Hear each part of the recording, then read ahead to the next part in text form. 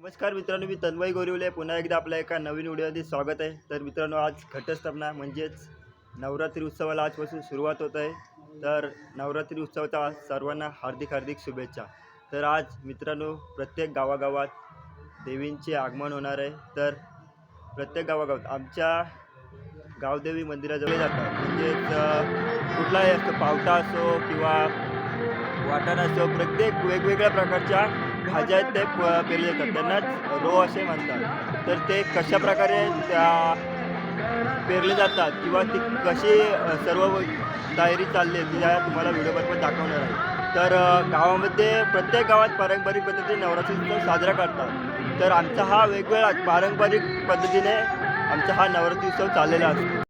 नवरात्री उत्सवाची तयारी आहे ना, ती 6 वाजता सुरू केली जाते. कारण भेंडीची फुलं आहेत ना, रानभेंडीची फुलं ती सकाळी 6 वाजता आणायला जायला लागतात. त्यानंतर भेटत नाही, कारण ती कोंबडली जातात, चांगली टवटवीत भेटली जातात. तर तुम्हाला ती सुद्धा व्हिडिओ मी दाखवणार आहे. तर कशाप्रकारे सर्व सजावट चालते आमच्या गावाच्या मंदिरामध्ये जात आहे. तर सर्वांनी आमच्या व्हिडिओमध्ये जर नवीन असाल तर सबस्क्राईब करायला विसरू नका.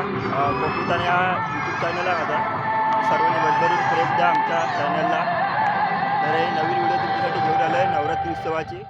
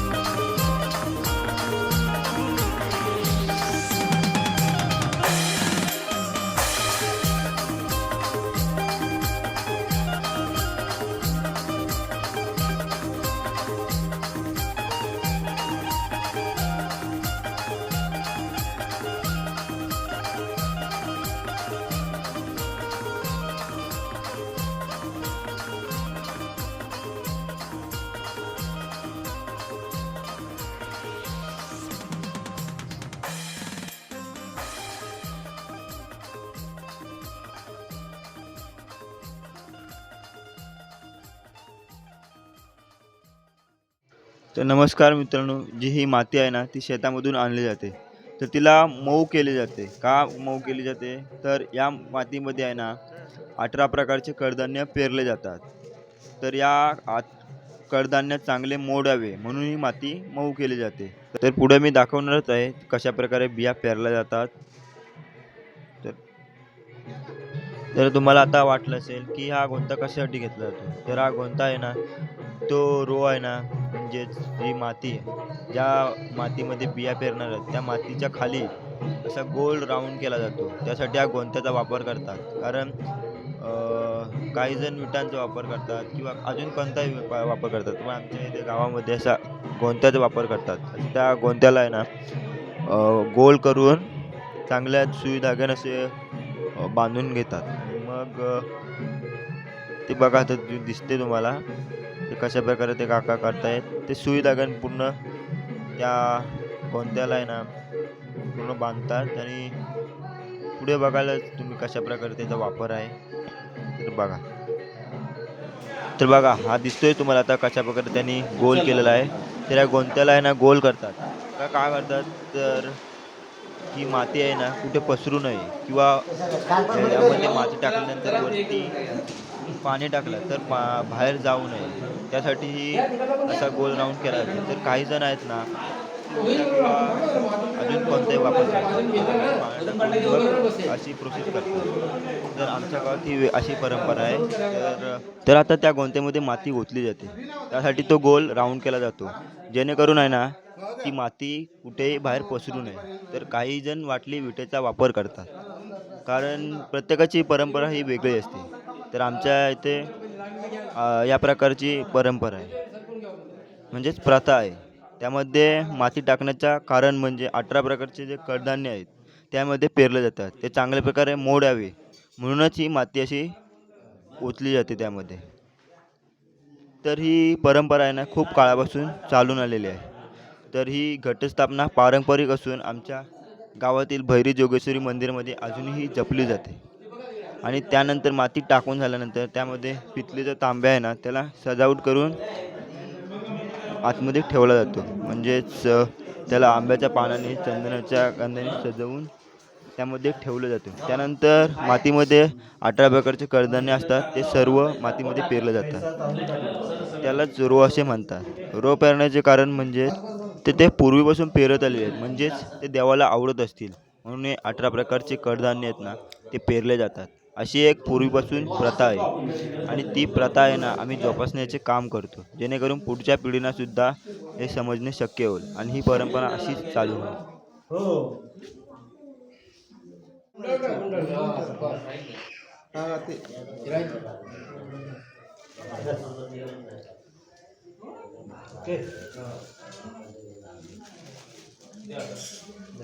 सगळीच टाकताय बस झाला घर टाकते की ते येऊ तुझ्या काम नाही करा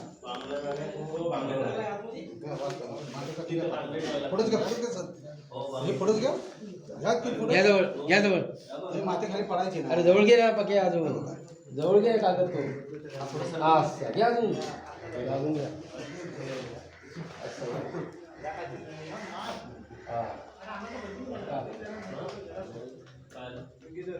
जाण नको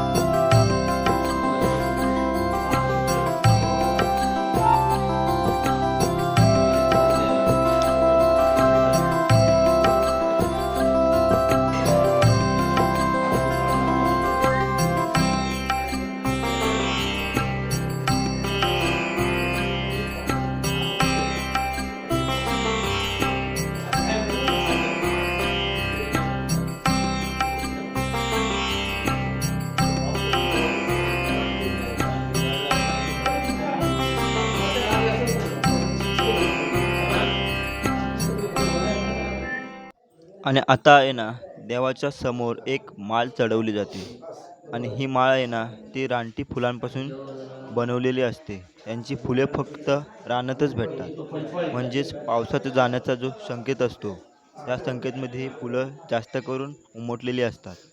तर या फुलांची एक माळ तयार केलेली जाते आणि ही माळ देवाच्याच बरोबर घुमटाच्या खाली अशी चढवलेली असते आणि त्याच्या खाली मगाशीच बोललो तुम्हाला आंब्याच्या पानाने जो सजवलेला घडा असतो त्याच्यावरती ती सोडली जाते आणि बाजूने देवाला आवडणारे जे 18 कडधान्ये असतात ते पेरलेले जातात आणि त्यावरती फुलं ठेवून त्या माळीला सजवतो.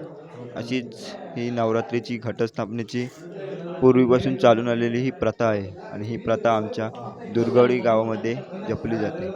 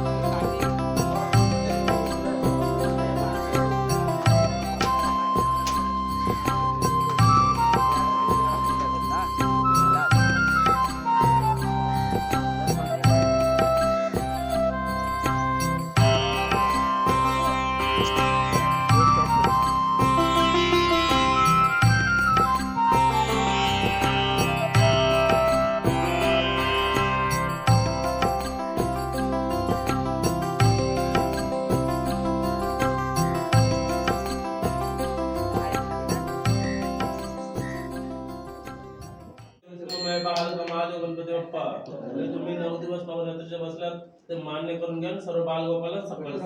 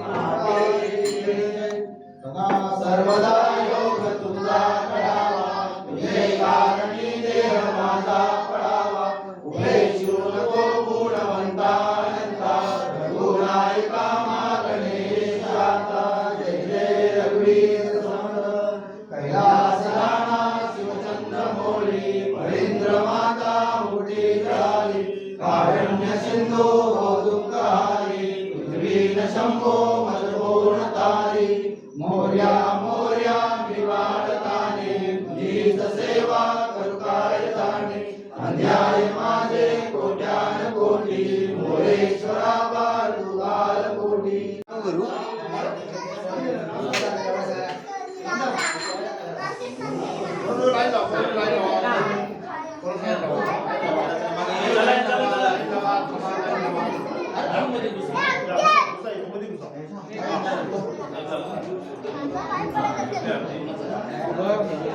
हे करून नाही लावा इथं इथं घे असा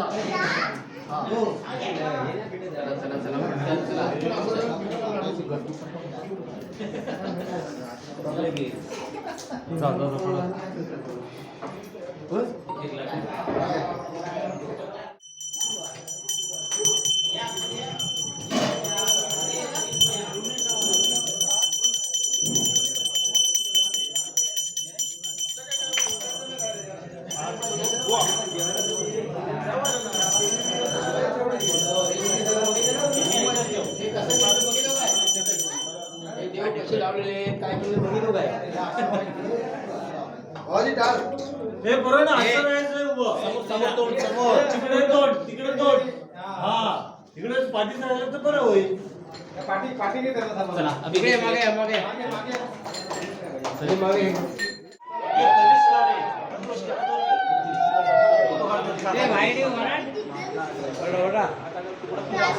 हे बसवलं पाठवलं यावर्षी पण घटस्थापनेची पहिली माळ लागलेली आहे. तर ह्याच्या अगोदर देवळामध्ये आम्ही पहिल्यापासून ही स्थापना होत आहे. तर पहिली जी पिढी होती जे जुने लोक त्यांनी स्थापना केलेली आहे. त्यांची जी श्रद्धा होती त्यांनी भरपूर मेहनत करून हे आमचं पूर्ण दुर्गावाडीसाठी त्यांनी वेगळं असं देऊळ स्थापन केलेलं आहे. दोन होते. पहिला आमची सुरुवात गांधी चौकामध्ये एक देऊळ भैरीचं आहे तिथे सुरुवात होती. तिथून आम्हाला ते अवघड जायचं तिकडे जायला. त्यासाठी आम्हाला आमच्या पुढच्या पिढीला कायमस्वरूपात चांगल्या प्रकारे जवळपास सेवा करता यावी यासाठी आपल्या भैरीदेवाची स्थापना दुर्गावाडीमध्ये जे जुने लोक होते म्हणजे आमचे वडील म्हणा किंवा आजोबा यांनी स्थापना केलेली आहे. होळीची सुरुवात किंवा इथे स्थापना करून त्याने चांगल्या प्रकारे पुढच्या पिढीला काही त्रास होऊ नये लांब जाण्यासाठी किंवा जवळच्या जवळ म्हणजे एकदम जवळ घरापासून थोड्या अंतरावरती स्थापना केलेली आहे. त्यामुळे सर्व पिढी खुश आहे आणि चांगल्या प्रकारे ती सेवा करतात. त्यांना एवढं खुश आहेत की त्यांना वाटतं की आपलं देव आपल्या जवळच आहे.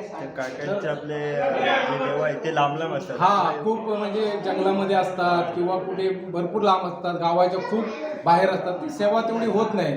पण आता लहान एकदम म्हणजे 4-5 वर्षाचा मूल पण तो येऊ शकतो. एवढे जवळ आपलं भैरीदेवाचं इथे दुर्गावाडीमध्ये स्थापना झालेली आहे.